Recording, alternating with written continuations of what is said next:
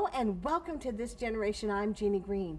Today we travel on the highway up to Nenana. Nenana, Alaska is a community filled with dynamic people, dynamic youth and adults. We'll meet some of those on today's program as we take a look at the Nenana Living Center.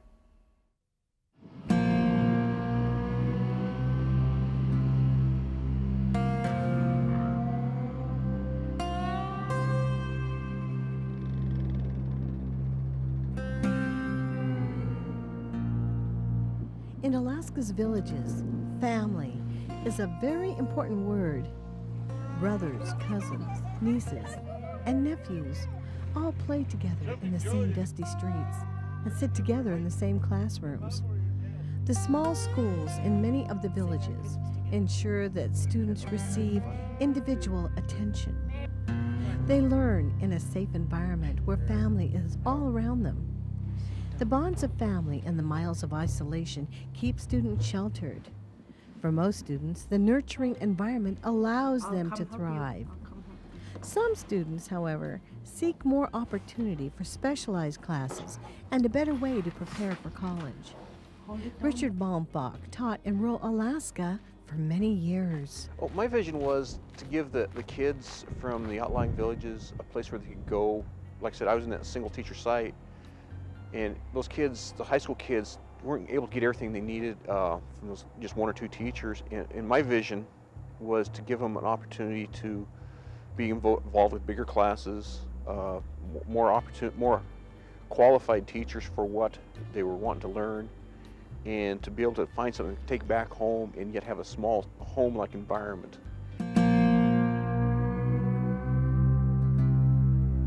Richard wasn't the only one with that vision.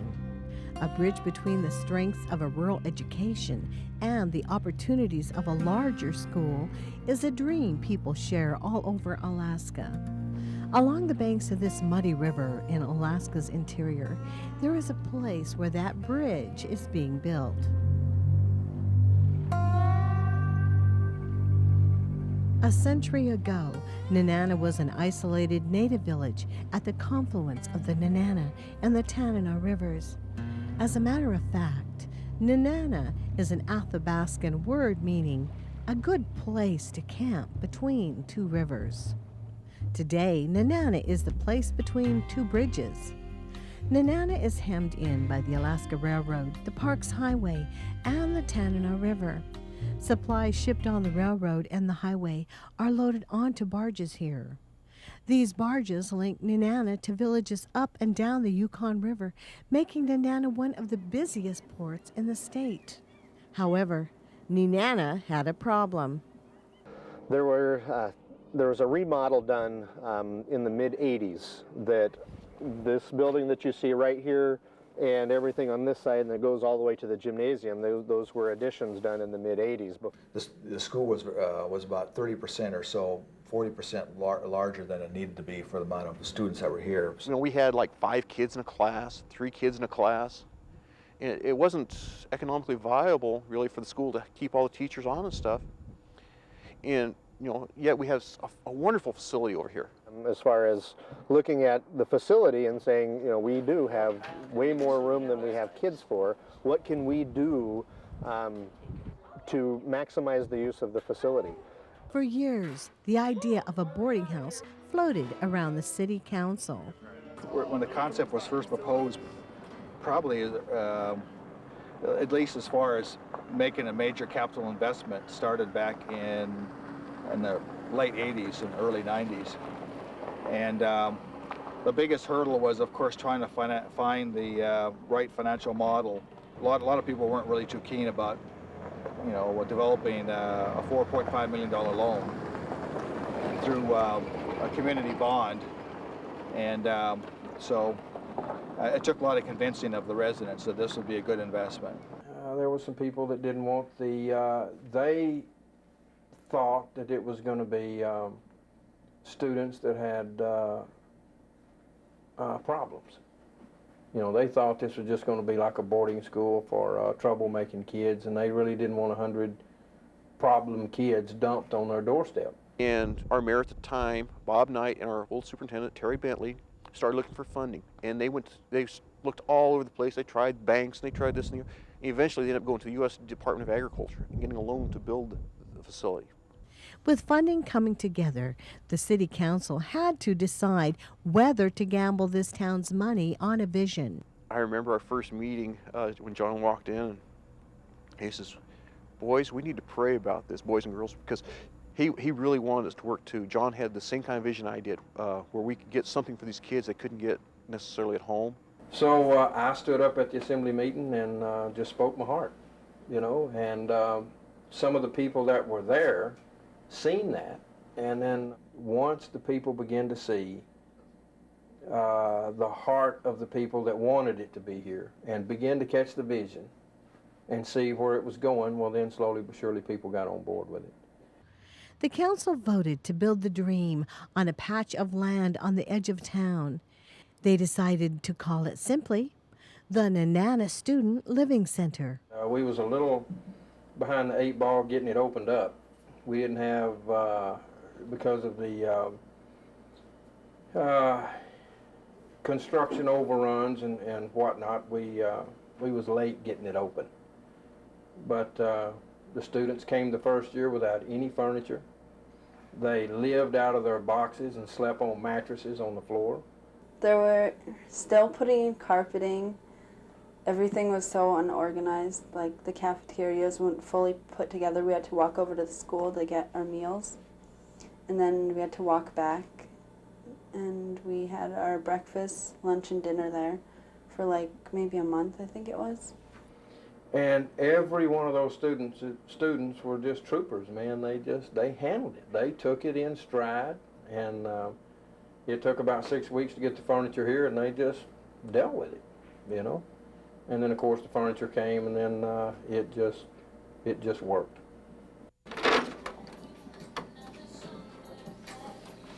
Heidi Christiansen is from Old Harbor, a village on Kodiak Island. Heidi was just the kind of student Nenana was afraid of. After her dad passed away, Heidi's life spiraled downward. When my dad passed away, it was a really sad time for me because I was in the middle of my 8th grade year, my 2nd semester. And he passed away December, and then within a week or two we moved to Kodiak with my sister. Also, when I was a rebel, I used to drink a lot. And I'd smoke pot and cigarettes. I never did any drugs besides smoking pot. And I don't know, it was kind of hard for me when I smoked pot because it was hard for me to remember things. Heidi wound up here just as the Living Center opened its doors. Some of the first people she met were John and Donna Grimes. It has been probably one of the toughest situations we've ever got into, but it's also a rewarding situation. We've seen some teens come in here that just scared to death and really had some issues to deal with. And as a result of not just us, but the Nenana Living Center staff, the community, and the school. I mean, they just went all out, pulled out all the stops, and went out for these teens, and it's working. It's really working. The Living Center has 2 wings, one for boys and one for girls. Each wing has 2 sets of dorm parents. John and Donna wound up on the girls' side. There's never a dull moment, that's for sure. It's like, really, really busy. We have, a lot of the girls get sick and give them medication and homesickness. They come in here and, just spill their heart out, missing their families. So we just visit with them and try to encourage them to hang on and, hopefully it'll pass. And, just everyday problems, everyday things that they go through. That first year, they really had their hands full with Heidi. She came here kicking and screaming, sometimes literally. So what made Heidi come around? Well, the policy mostly, because we had to be in and I didn't have that much time to do anything, like go out drinking or anything, so. And The dorm parents, John and Donna, really pushed me into being a good kid, so I got into trouble a lot here and I'd always be really mean to the dorm parents. And then I finally decided one day, this is useless, and I keep on getting myself in more and more trouble, so I might as well just go with the policy. And so I became a better kid, and people listened to me more, and I got more attention, and I don't know, started getting better grades, and I don't know, had a lot more teachers help me. Because when I was bad, like, I didn't care about my grades or anything. But then I realized I was in high school, and I had to start making good choices and stuff. The rules in the Living Center are geared first and foremost to ensure safety. The idea is to provide an environment where students can learn and grow to the best of their abilities. Ralph Linquist is the Dean of Students at the Living Center. What we have found, and we've only been doing this for 2 years, but we have found through a numerous number of things, is that we are able to provide an environment that nurtures and supports these kids, and specifically success in academics. We have a disproportionate number of our kids are on honor roll. Our kids, when they come here, overall are typically 2 to 3 years behind grade level, and in about a year, they are either just behind or caught up to snuff. And what it is, it's we have grandparent mentors, we have mandatory study hall, we have good nutritious meals, we have a good safe place to sleep, we have dorm parents and staff that genuinely care about these kids. And all that stuff put together contributes to having a successful environment. It's about 7 a.m. and the halls of the Living Center are silent. But they won't be for long. You get up in the morning, you have to take a shower, brush your teeth, and all that other stuff. And you get ready, and we're supposedly supposed to be out of here by 7:30, but some people wake up late. From the Living Center, the kids walk the quarter mile to school. They eat breakfast there just before class begins. So what happens to a school when suddenly a whole new set of kids come in? All of the planning and preparation still didn't mean as much as that first day with all those kids, and you know, it's easy to talk about it and what you're going to do when they're not here, but once they walk through the door, you step back and you're kind of, wow, they're here, how's this going to work? We managed. It's been fun meeting all these new kids and these new high schoolers, getting to know each other, meeting people from all over Alaska. Megan Horan and Madeline Fredson are from Nenana.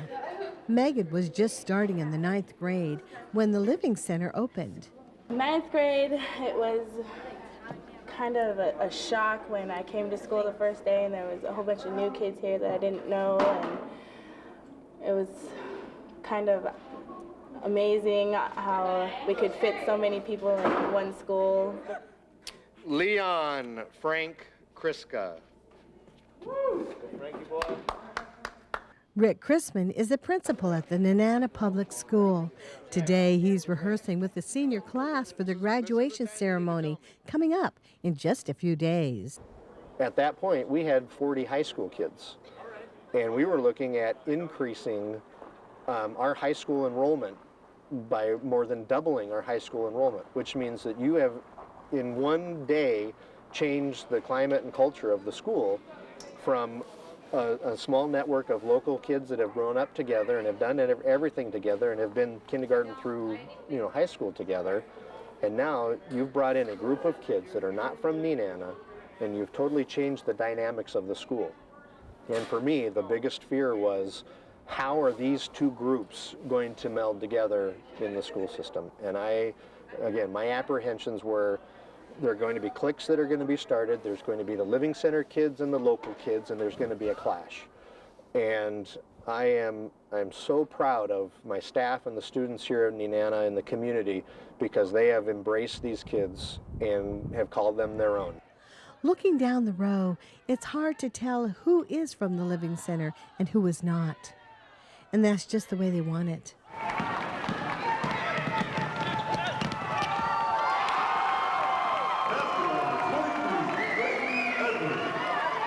This year, the Nenana boys basketball team got to travel to the state finals in Anchorage. Collin Stone coaches the team. We asked him what kind of team he'd have without the additional players from the Living Center. It's a very small one. Would probably be 1A without the Living Center being there. They learn a lot of different cultures. I mean, you have Athabascan, you have Yupik, you have Tlingit. We do a real good job there at the Living Center of bringing in good kids. We've had a lot of those students who we've had over the past 2 years have some of their friends come back as well. And so we usually have a really good group. Carlie Alexie is from Mountain Village. Just a few years ago, it would be hard for him to imagine he'd be playing in the state finals. Coming from a smaller village to Nenana can be a struggle for some students. Yeah, I was excited but nervous at the same time, and yeah, it's a new experience to me. I felt like I didn't know anyone and no one knew me, and I didn't know where to go and what to do, and I was just lost. But as the days came by, I got used to it and knew a bunch of people, and they now know me. Kelly Berg came to the Living Center from just the opposite situation. Well, I went to Nenana because in Chuyak, since it's such a big school, you kind of get lost in the shuffle, and teachers don't have that much time to help out the students with what they really need help with. And Nenana, it's small, and the teachers really care about the students, and they can help them with their homework and just problems that they're having. So that's why I went. Though the boys didn't win today, just the experience of traveling here will stick with them for a lifetime. My name is Sally Wasa from Gustagalok. I'd like to say hi to everyone who knows me and who's watching. Have we touched your life?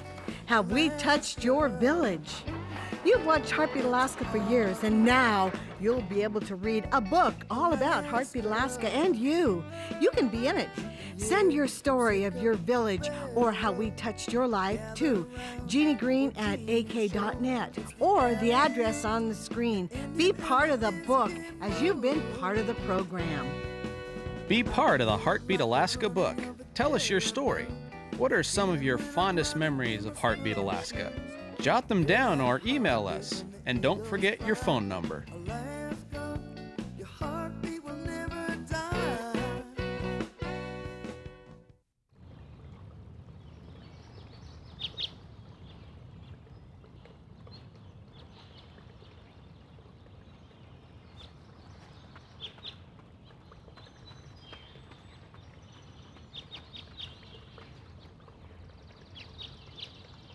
Just tell her parents you weren't watching her because you were getting stoned. They'll understand.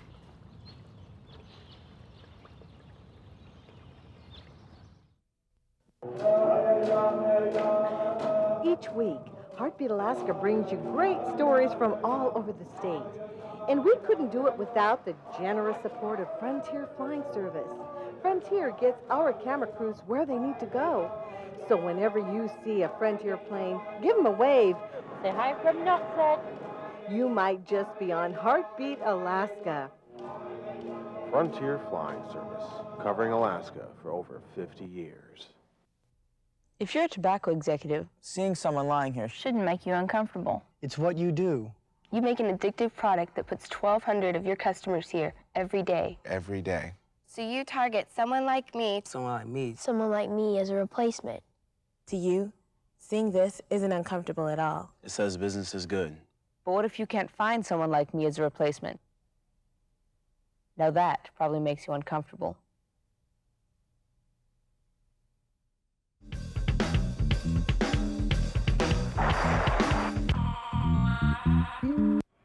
dinner is spaghetti. Come on and get it. And this is the kitchen where we do our job duties.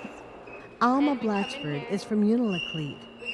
Like all the other students at the center, she takes turns helping prepare meals, doing dishes, and other chores around the center.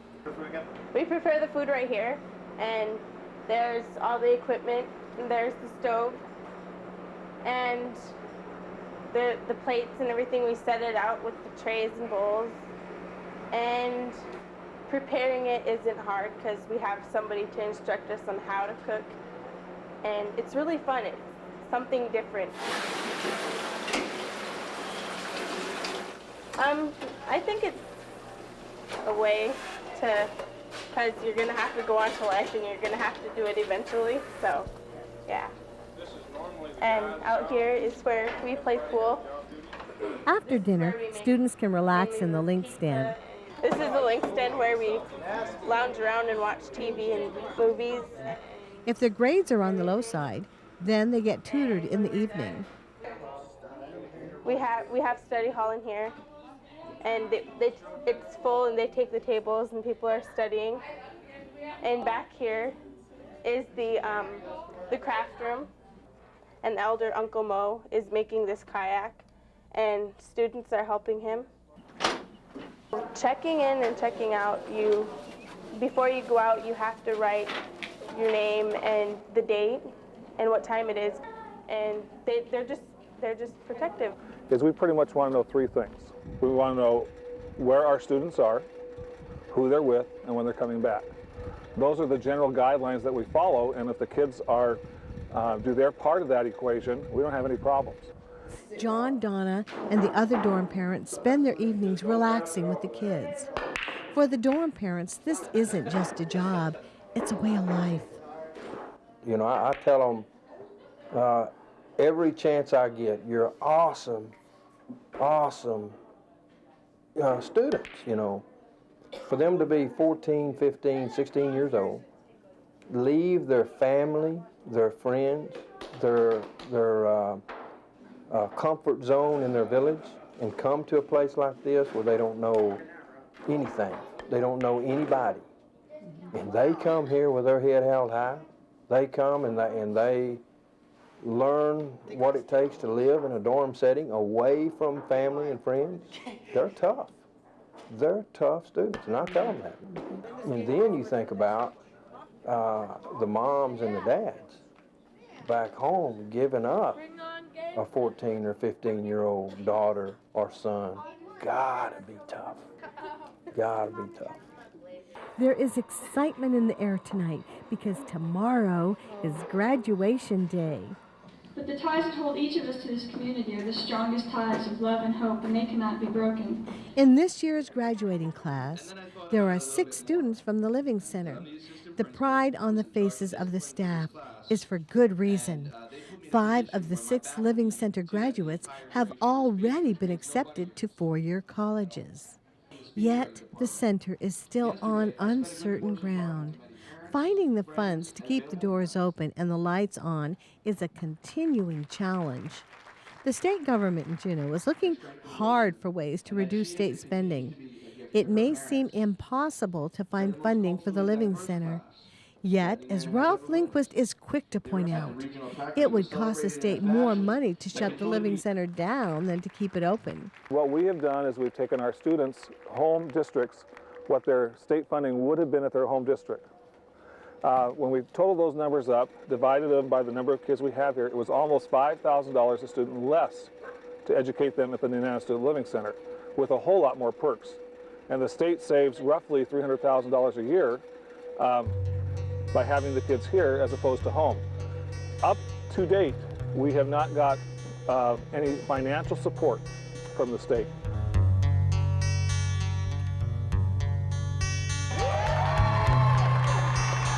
The money the city of Nenana spent on the Living Center has yet to be repaid, but watching the little miracles that take place here every day, it is clear the investment has paid off.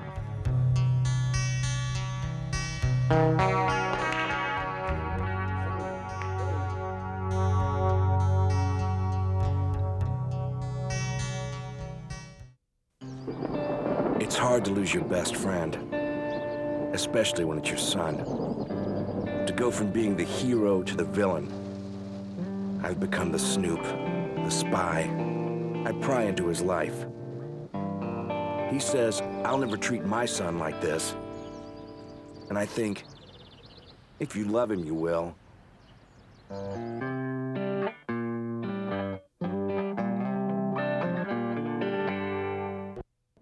If you visit Barrow in the summertime, it can be hard to sleep with that 24-hour sunshine. So, the King Eider, Barrow's newest hotel, does everything to make your stay quiet, relaxing, and worry-free. Don't worry about a cab. The King Eider is a short walk from the airport. Need to get around town? No problem. The King Eider rents cars. Want a room with a kitchenette? The King Eider's got them. Smoke-free, alcohol-free. It's the hotel so clean, they ask you to take your shoes off when you come in the door. The King Eider Inn, Barrow, Alaska.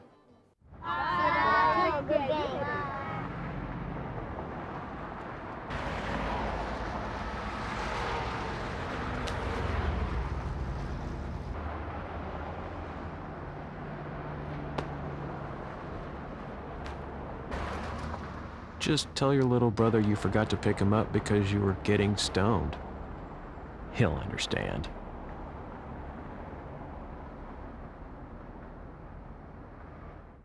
Merry Christmas! Merry Christmas! Merry Christmas! It's time to pull out the video camera and start getting those Christmas greetings. Each year, Heartbeat Alaska brings you holiday greetings from villages across the state. Would you like to see your village on our Christmas special? Then send us a tape with your village greetings. We can accept VHS, Super VHS, and Mini DV. Send your tape to Jeannie Green Productions, 6216 Old Seward Highway, Anchorage, Alaska, zip 99518. Christmas is almost here, and we'd love to see you this year on Heartbeat Alaska. Thank you, everyone in Nenana, for making this story possible. And thank you for joining us for This Generation. If you're watching over ARCS, I'll be back in just a moment with Heartbeat Alaska.